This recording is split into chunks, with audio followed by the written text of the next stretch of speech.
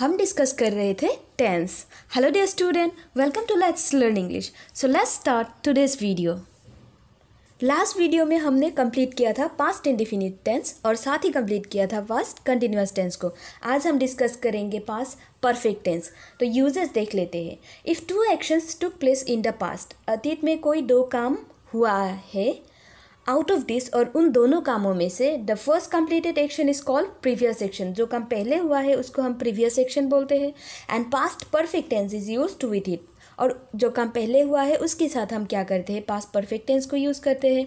And the second completed action which happen next is called subsequent action and simple past tense is use with it. और जो काम बाद में हुआ है उसको हम सब्सिक्वेंट एक्शन बोलते हैं और उसके साथ हम पास्ट इंडेफिनिट टेंस को यूज़ करते हैं। फॉर्मेशन देख लेते हैं पास्ट परफेक्ट टेंस की। पहले हमको सब्जेक्ट लिखना है, उसके बाद हेड लिखना है, देन वर्ब 3 फॉर्म लिखना है एंड देन ऑब्जेक्ट लिखना है। और इंडिकेटर में हमें मिलेगा आफ्टर और बिफोर। मगर याद रहे उस सेंटेंस में दो एक्शन हुआ है ऐसे दिखाना पड़ेगा। पहला एक्शन जो प्रीवियस एक्शन एंड जो बाद में हुआ है वो सब्सिक्वेंट एक्शन।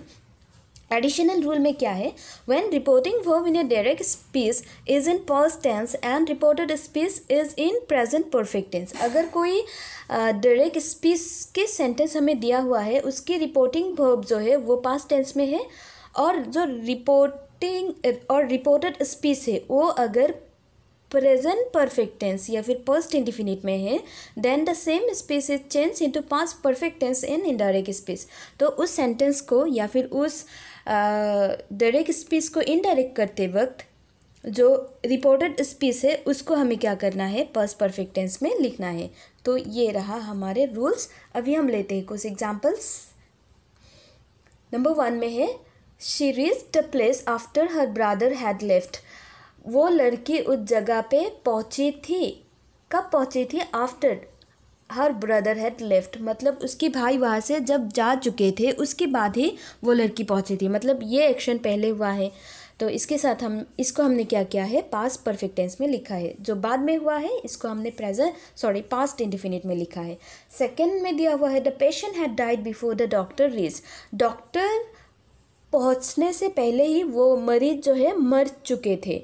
तो ये काम जो मरीज़ है मर चुके थे, ये काम पहले हुआ है, तो हमने इसको क्या किया, पास्ट परफेक्ट में लिखा। और डॉक्टर बाद में पहुंचा, मतलब ये बाद में हुआ, द डॉक्टर रीच, तो इसको हमने पास्ट इंडेफिनिट में लिख दिया। थर्ड एग्जाम्पल में है, the student said I have not done my homework. Student ने बोला था, ये हो गया डायरेक्ट स्पीच के एक सेंटेंस और रिपोर्टिंग वर्ब पास्ट टेंस में है, और ये दिया हुआ है प्रेजेंट परफेक्ट टेंस में। तो हम क्या करेंगे, इसको इनडायरेक्ट करते वक्त the student said that he had not, इसको हमने पास्ट परफेक्ट टेंस में लिख दिया है। तो वैसे ही जो लास्ट एग्जाम्पल है वहाँ पे दिया हुआ है, शी सेड टू मी, वो लड़की ने मुझे बोला था, Savita came late, Savita late आई है। तो ये रहा रिपोर्टिंग वर्ब जो पास्ट टेंस में है, और रिपोर्टेड स्पीच जो है वो पास्ट इंडेफिनिट में है। इसलिए हमने इनडायरेक्ट करते वक्त क्या किया, रिपोर्टेड स्पीच को हमने पास्ट परफेक्ट टेंस में लिख दिया। एक एक्सेप्शनल रूल है जहाँ पर भी हम पास्ट परफेक्ट टेंस को यूज़ कर सकते हैं। तो past perfect tense is used in the following structure to describe the unreal situation. कोई अनरियल सिचुएशन अगर रहा जिसमें हमको दिया हुआ है कोई सब्जेक्ट के साथ वुड, कुड, माइट, हैव और उसके साथ वर्ब 3 फॉर्म, तो उस सेंटेंस की जो दूसरा क्लोज है उसके साथ हम क्या करते हैं, पास्ट परफेक्ट टेंस यूज़ करते हैं। यहाँ पे दिया हुआ है, they would have caught the criminal, मतलब इस स्ट्रक्चर में ये सेंटेंस आते हैं, और ये जो पहला फ्रेश है इसके साथ हम क्या करेंगे, पहला जो क्लोज है उसके साथ हम क्या करेंगे, पास्ट परफेक्ट टेंस यूज़ करेंगे। तो if the police had come earlier they would have caught the criminal. तो इस स्ट्रक्चर में अगर कोई सेंटेंस आते हैं तो उस सेंटेंस को भी हम क्या करते हैं, पास्ट परफेक्ट टेंस में लिखते हैं। अभी कुछ प्रैक्टिस पेपर हम डिस्कस करेंगे और उससे हमें अंदाज़ा हो जाएगा कि किस टाइप की क्वेश्चन एग्जाम में देते हैं।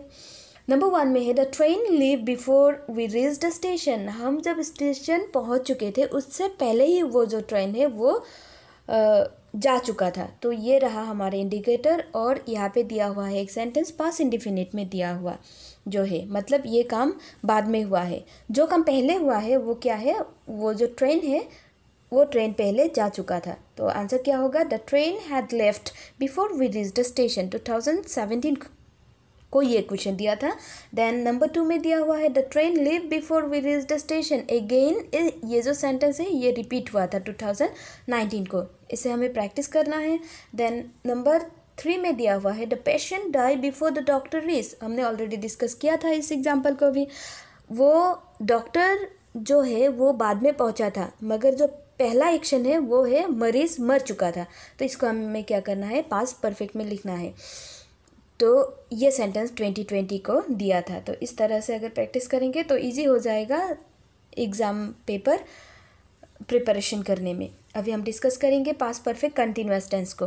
तो past perfect continuous tense is use for an action that began before a certain point in the past and continued up to another certain point. कोई एक काम पास्ट के कोई एक सर्टेन पॉइंट में स्टार्ट हुआ था, मतलब 2017 को स्टार्ट हुआ था और कंटिन्यू हुआ 2019 को। अभी 2020 चल रहा है, मतलब वो काम 2017 को स्टार्ट हुआ एंड 2019 को ख़त्म हुआ। तो इस सिचुएशन को दिखाने के लिए हम क्या करते हैं, पास्ट परफेक्ट कंटिन्यूअस टेंस को यूज़ करते हैं। फॉर्मेशन क्या है, सब्जेक्ट उसके साथ लिखना है had been, then verb four form, then यहाँ से कोई एक इंडिकेटर रहेगा या फिर यहाँ से कोई एक सेंटेंस में हमें क्या मिलेगा, इंडिकेटर मिलेगा जो हमें हेल्प करेगा उस सेंटेंस को आइडेंटिफाई करने में, और लास्ट में है ऑब्जेक्ट। तो यहाँ पे एग्जांपल दिया हुआ है he had been living in Delhi from 2007 to 2018।